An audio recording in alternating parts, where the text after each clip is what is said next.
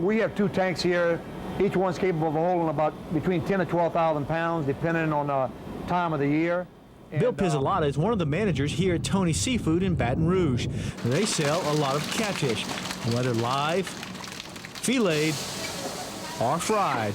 It's all the same. Farm-raised catfish from Louisiana or Mississippi. The reason why we use a farm-raised fish is we bring it in live. We can control our quality and we can process it and most of it ourselves. And from, like I said, from 1978 on, we've always used Louisiana and the Mississippi farm-raised catfish, and we bring them in a couple times a week, and that way we can control the quality. However, more and more restaurants and supermarkets are selling Vietnamese Basa as domestically raised catfish.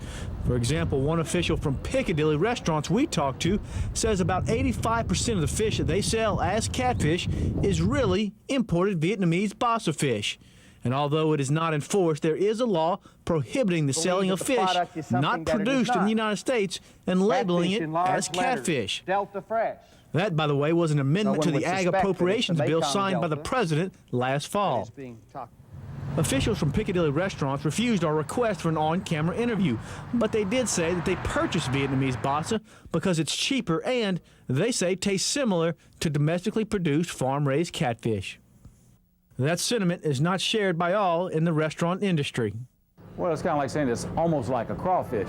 You know, you want crawfish or you want catfish, you know what you're getting. It came from when you were catching them as a kid, and you know what you're eating. You can get anything made up to look like or taste like anything these days, but if you have fresh, homegrown catfish, there's a difference in the taste. And now the Louisiana Department of Agriculture has initiated a marketing campaign, of course promoting 100% American catfish. Stickers like this, but a little bit smaller, will be placed on windows of restaurants that serve 100% all-American catfish. The 4 by 6 inch decals are scheduled to initially be placed in windows of restaurants and then grocery stores and markets who strictly sell U.S. raised catfish, hopefully raising the awareness of the consumer. Let the people know that that's all we handle, and I think it'd probably be a plus. The battle of whether Basa tastes like farm-raised catfish may be a personal matter. However, the real battle lies in whether or not the Vietnamese Basa can even be called a catfish, when in fact they're in 2 separate families. And for now, that battle rages on. Meanwhile, the importation of Basa keeps increasing.